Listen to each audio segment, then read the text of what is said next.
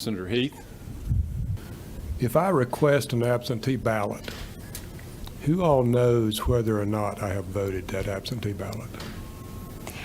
In previous years, we would have to call downtown to the Fulton County elections, and they would clear a voter to vote on the machines. In this election, there was a lot of snafus because there were so many absentee ballots sent out back in June. So the solution was to put an ACLU absentee clerk in every precinct that would do the job of the Fulton County people, because the phones would jam. And I would have 3 poll workers on the phone calling the 3 different lines, and we would just sit there and let it ring and ring and ring until someone got through. And then we'd clear our line of voters that we had so they could go vote on the machines. But I don't know, maybe that's public information of who has turned in their absentee ballot. It seems like if it was public information, then I would have loved to have been able to look it up myself on my phone. Do you have any concern that if I knew which available absentee ballots were out there and uncast, that it might be a good opportunity to do whatever with, whether it was call them up and say, hey, you need to go vote today, or You haven't turned in your ballot? Can I come get it? Can I come help you, or whatever? Help me with these emergency ballots. Is that what you called them? Yes, emergency ballots. So these are legitimate ballots. Yes, supposedly. And so how are they used they're to be used in a voting precinct? And what condition would you need an emergency ballot in a voting precinct? So an example that they give us in our training classes is if, like my precinct's in a school. So if the school person doesn't show up to open up the school and I need to open up the polls, I can go ahead and open up the polls on the sidewalk with emergency ballots until I can get in the school. And let people vote on those ballots and drop them in your briefcase or whatever? They give us a orange bag. I mean, fortunately, I've never had to do this, but they give us an orange bag for provisional, because I'm not allowed to touch a ballot once someone has cast a ballot. And so what happens to them? What happens to that orange bag after that? Are they then fed through the ballot scanning device, or? So it depends. Like if you had a power failure and you were in your precinct, all the scanner tabulator, either the cabinet or the standalone, have an emergency ballot drop box.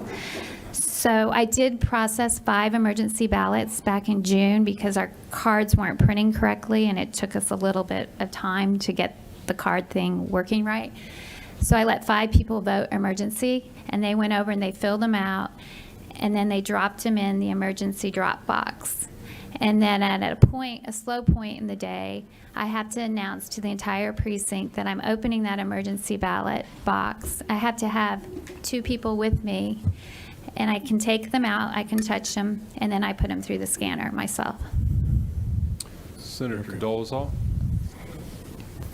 Thank you, Mr. Chairman, and thank you, Ms. Thorn, for being here. I've got 2 different things I would like to ask you about. The first one, you just said something that caught my attention. What was the role of the ACLU? And you said they were in every precinct. How do you know they were in every precinct? But what did you observe them doing? On Sunday, while I was in the warehouse working as a tech, my supervisor sent an email.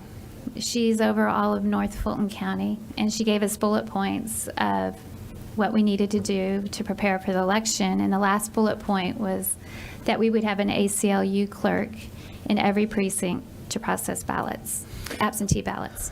I've read our code, and I don't read anything in Georgia law about having an ACLU. Would you say it was an ACLU tech?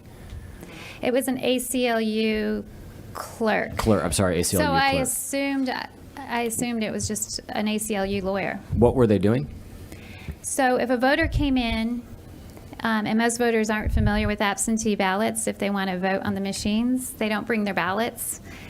And so to make sure that they haven't already voted or already cast their absentee ballot, we have to get them cleared so that we can issue a card to vote on the machines. If they bring their ballot in, it's no problem. We just spoil it, put it in an envelope, and then they're able to vote on the machines. Okay. I want to go back to really your primary function, it sounds like, in this election. You were a poll tech worker working for Dominion to, I believe, fulfill this provision of our law that requires the third day before a primary election or the fifth day before a general election, essentially test the scanners, right? Print out the known set of ballots with a known result, run those through the scanners, and ensure that scanner delivers the result of the known set of ballots. Is that accurate?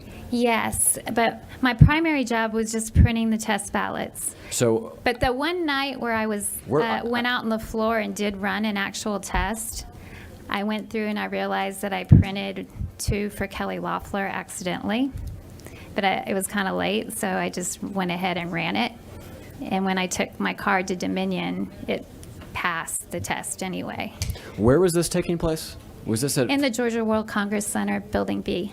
Okay, and you were requested to be there by the Fulton County Election Board, the people you've worked with before, but Dominion was actually facilitating Yes. the function of the test.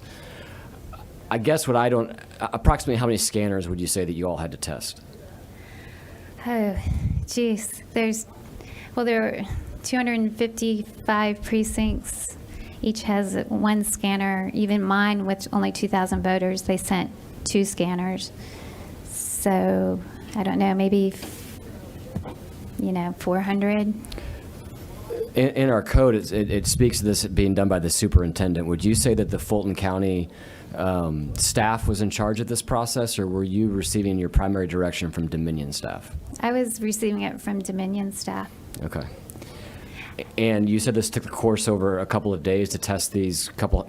I call was it there 500 5.5 ballots. days, but people were there a week before me. What day did you all conclude your work? Sunday night, I believe. The Sunday night before the election? It was strange because I would leave thinking there was no work to be done, and they didn't need my help anymore, but there were a group of people that would always stay, and then I'd come back the next day, and they're like, oh, we stayed till 2 a.m. Just to clarify, this is the Sunday before the election that you Correct. all concluded your work. So you all did not fulfill the Georgia law that says honor before the third day before the election, because you were finishing on the second day before the election. Yes, correct, but that might have been due to the COVID and not using their regular staff. Okay. I appreciate your time, and thank you for clarifying that for me. Senator Summers? Mr. Chairman, Ms. Thorn, is there any way you can estimate the improprieties roughly that you saw? I know you're not, you can't, it won't hold water, but I mean, how many votes do these improprieties you spoke of possibly could that have represented? Any way of knowing that number? Yeah, I have no idea. I failed to mention the Friday after they emptied the ballots, people in the warehouse were coming up to me and bringing me ballots and asking, are these real ballots or test ballots? And I honestly had no way of telling. And so we would just spoil the ballot and put it away. What's a test ballot? It's the one that we're using to test the scanners, the tabulators. Thank you. Senator Parent, did you have a question? Oh, yeah, I was just gonna, no, I really don't. I was just gonna clarify for Senator Dolezal about the ACLU Deputy Registrar's Program.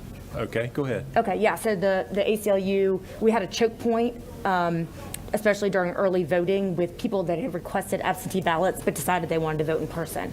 So to help eliminate that choke point, ACLU launched this Deputy Registrar's Program that attorneys could participate in and be trained to add additional staff to cancel the absentees and let the people vote in person. And they partnered with Fulton. We actually wanted them to partner with DeKalb, and that ended up not happening. But yeah, it's not, you're not gonna find it in the code. They just Mr. weren't Chair. trained to take an affidavit before they cleared the ballot, which is kind of a huge snafu on my part, I would say. Anything? Mr. Smith, did you have anything? Okay. Okay. Thank you, Ms. Thorne. Appreciate it. you.